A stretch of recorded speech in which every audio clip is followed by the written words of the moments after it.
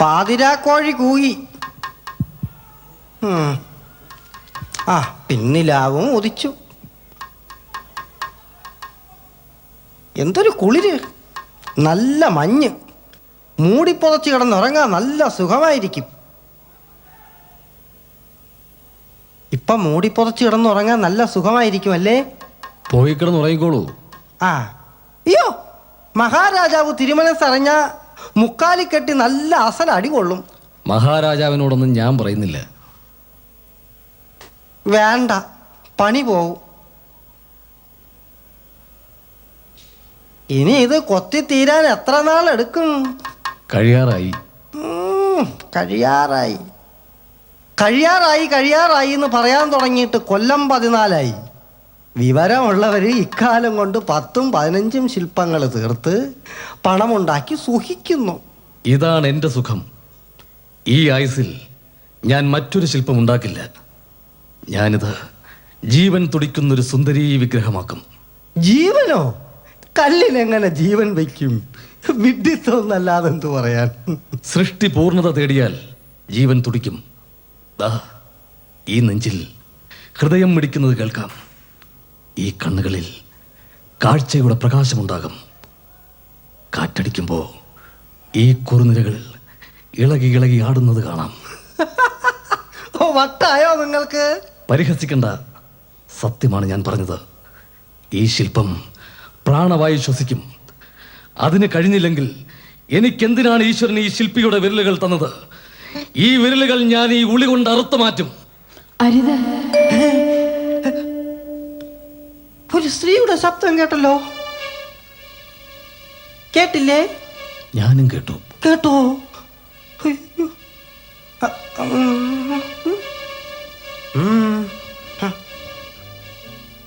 പ്രതിമേ, നീയാണോ സംസാരിച്ചത്? ഈ കല്ലിനോട് സംസാരിക്കാൻ ഞാൻ എന്ത് വിഡ്ഢിയാണ്. പിന്നെ ആരായിരിക്കും സംസാരിച്ചത്? ഉദ്യാന വഴിയിലൂടെ നടന്നുപോയ ദാസിമാരാരെങ്കിലും ആയിരിക്കും. ആയിരിക്കോ? ആരാ? ആരാണെന്ന്? എന്താ നിങ്ങളുടെ നാവിറങ്ങിപ്പോയോ? ഞാനോ?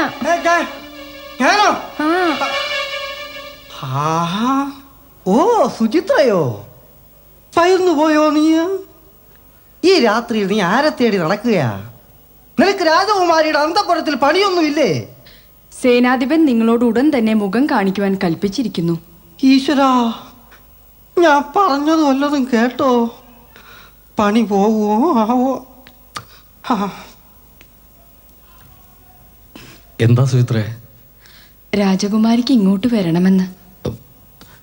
കുമാരി ഇതുവരെ ഉറങ്ങിയില്ലേ? വെണ്ണക്കല്ലിൽ ഉളി വീഴുന്ന നാദം കാതോർത്ത് കിടന്നാൽ കുമാരിക്ക് എങ്ങനെയാ ഉറക്കം വരുന്നത്? അതാ കുമാരിയുടെ കൊലുസിന്റെ ശബ്ദമല്ലേ ആ കേൾക്കുന്നത്?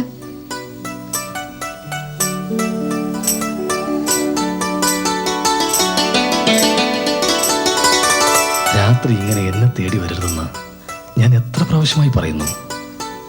ഈ ശില്പം പൂർണ്ണമാകുന്നതുവരെയെങ്കിലും എനിക്ക് ജീവിച്ചിരിക്കണ്ടേ?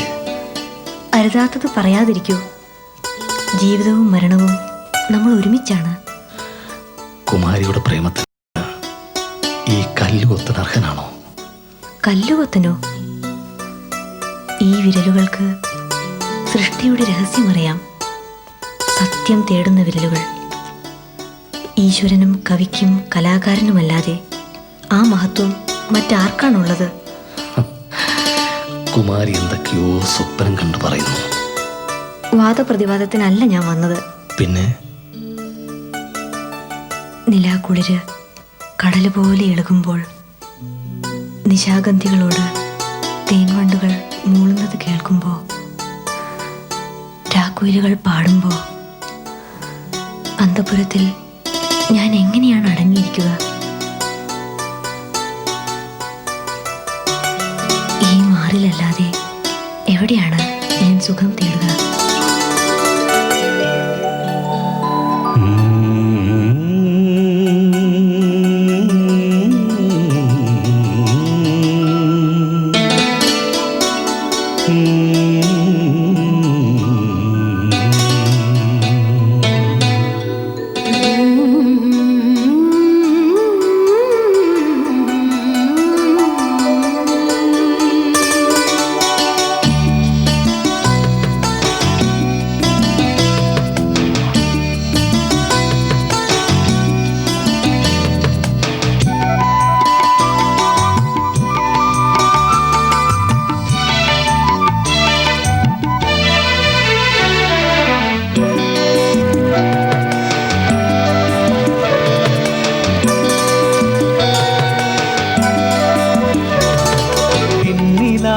ഉദിച്ചുവല്ലോ,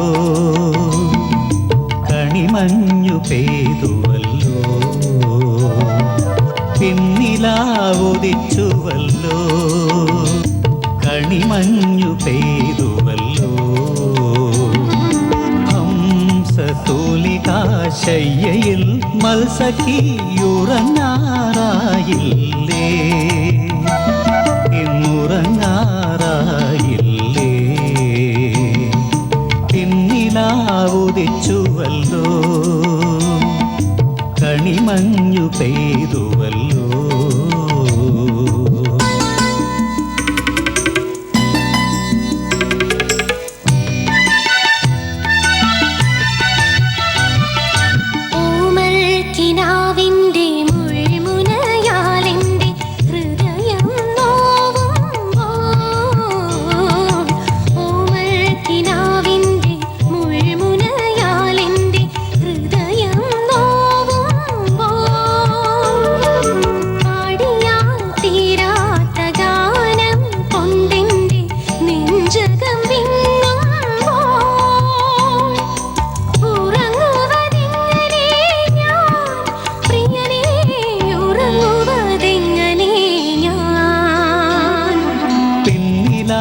ഉദിച്ചുവല്ലോ, കണിമഞ്ഞു പെയ്തുവല്ലോ, ഹംസതൂലികാശയ്യയിൽ മത്സഖിയുറങ്ങാറായില്ലേ, ഇന്നുറങ്ങാറായില്ലേ.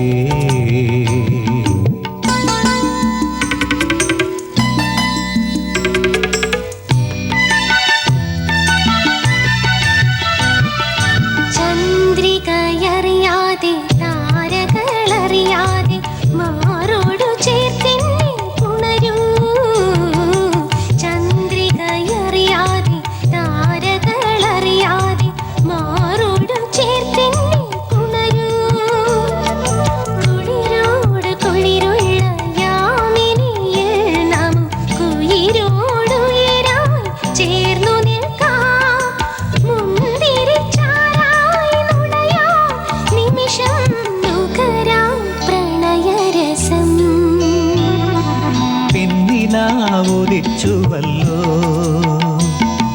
കണിമഞ്ഞു പെയ്തുവല്ലോ,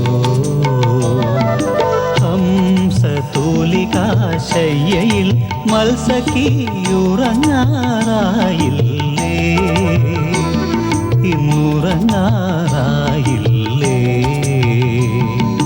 പിന്നിലാവുദിച്ചുവല്ലോ, കണിമഞ്ഞു പെയ്തുവല്ലോ.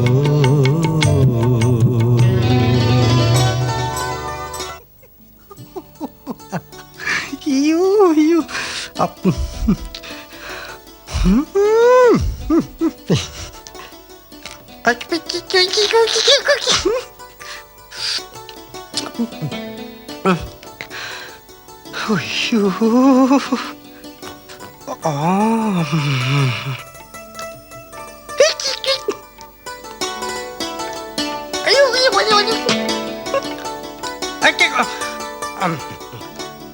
മഹാരാജാവ് എഴുന്നള്ളാൻ നേരമായി.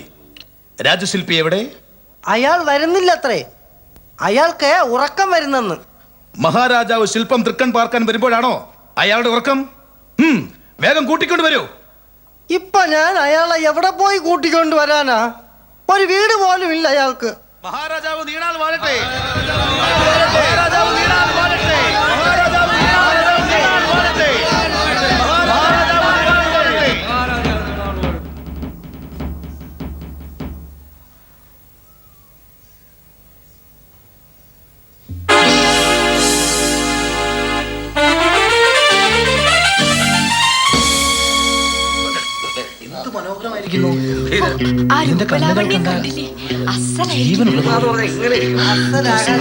പ്രതിമ പുഞ്ചിരിക്കുന്ന പോലെയില്ലേ? അങ്ങേക്ക് തൃപ്തികരമായില്ലേ?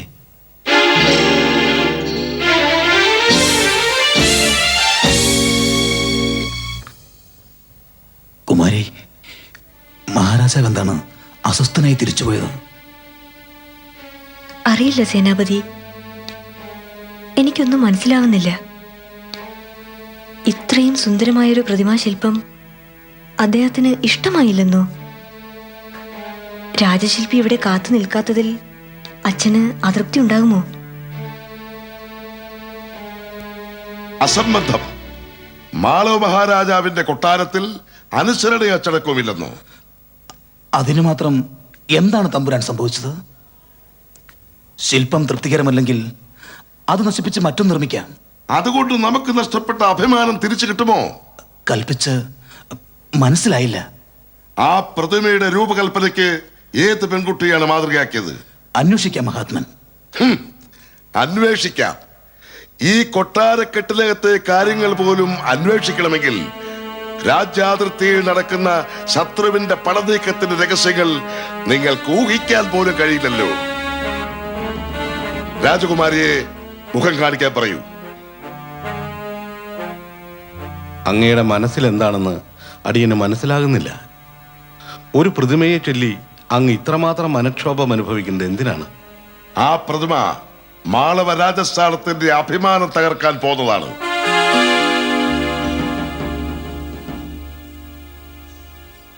മുഖം കാണിക്കാൻ കൽപ്പന കിട്ടി.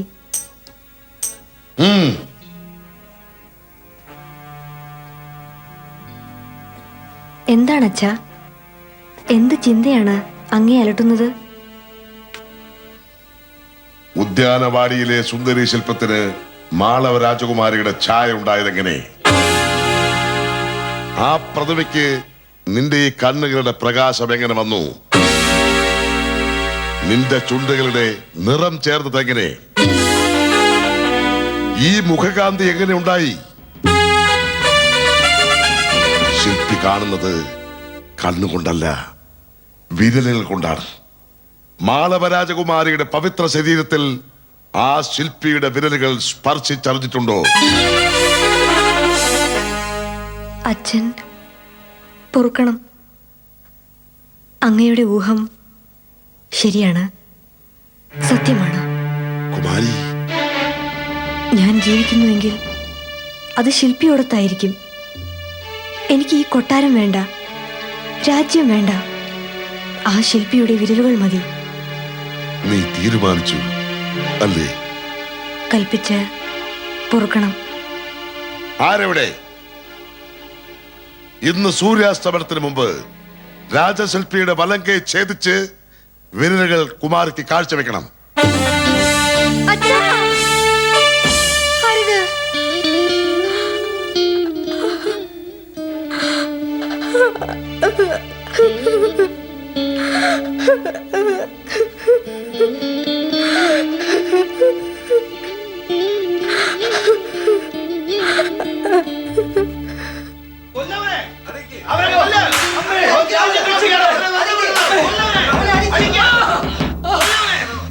അമ്മേ, കലാദേവി രക്ഷിക്കൂ. ഈ കരങ്ങൾക്ക് സൃഷ്ടിയുടെ സത്യമുണ്ടെങ്കിൽ, ഈ ശിലാരൂപത്തിന് സൃഷ്ടിയുടെ സമ്പൂർണതയുണ്ടെങ്കിൽ, എന്റെ ജീവരക്തത്തിന്റെ ചൂടേറ്റുണരൂ. ഈ ജലത്വം വിട്ട് ജീവന്റെ തുടുപ്പ് നേടി ഉണരൂ. ഉണരൂ ദേവി, ഉണരൂ.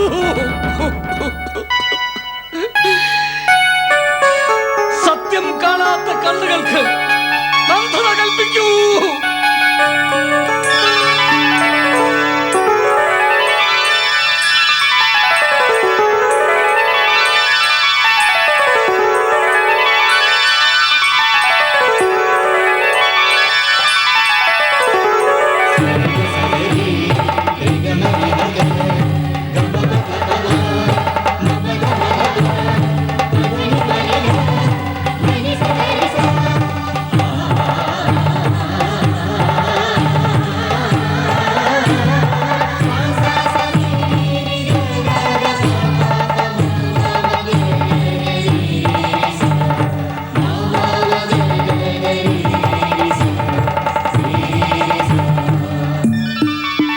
അയ്യോ, ആ, എന്റെ കണ്ണുകൾ, അമ്മേ, എന്റെ കണ്ണുകളുടെ കാഴ്ച പോയി.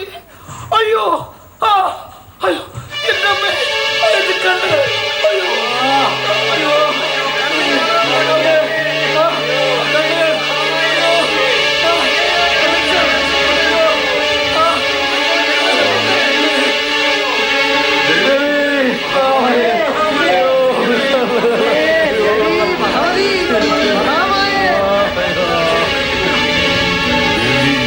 പൊറുക്കണം.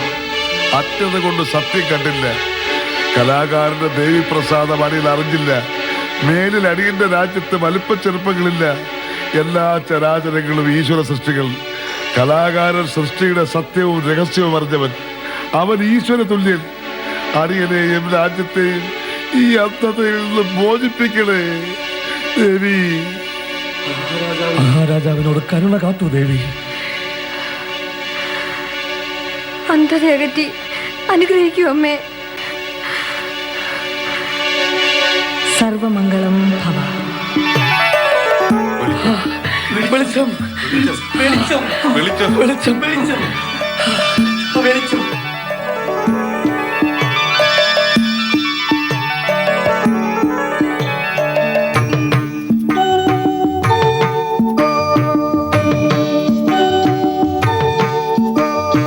എവിടെ മനുഷ്യനിൽ സ്നേഹം നിറഞ്ഞു, അവിടെ എൻ ശില്പത്തിൽ ജീവൻ ജ്വലിക്കും. ഇവിടെ മനുഷ്യന്റെ സത്യം ജയിച്ചു, അവിടെ കലകൾ തുടിക്കും. എവിടെ മനുഷ്യനിൽ സ്നേഹം നിറഞ്ഞു, അവിടെ എൻ ശില്പത്തിൽ ജീവൻ ജ്വലിക്കും.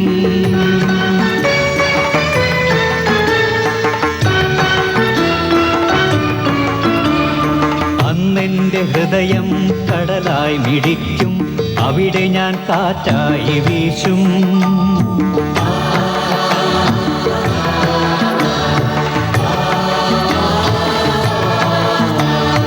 അന്നെന്റെ ഹൃദയം കടലായി മിടിക്കും, അവിടെ ഞാൻ കാറ്റായി വീശും.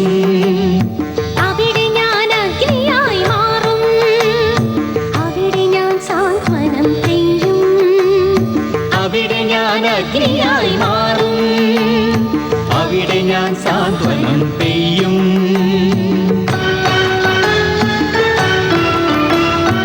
എവിടെ മനുഷ്യനിൽ സ്നേഹം നിറഞ്ഞു, അവിടെ എൻ ശില്പത്തിൽ ജീവൻ ജ്വലിക്കും. എവിടെ മനുഷ്യന്റെ സത്യം ജയിച്ചു, അവിടെ എൻ കലകൾ തുടിക്കും. എവിടെ മനുഷ്യനിൽ സ്നേഹം നിറഞ്ഞു, അവിടെ എൻ ശില്പത്തിൽ ജീവൻ ജ്വലിക്കും.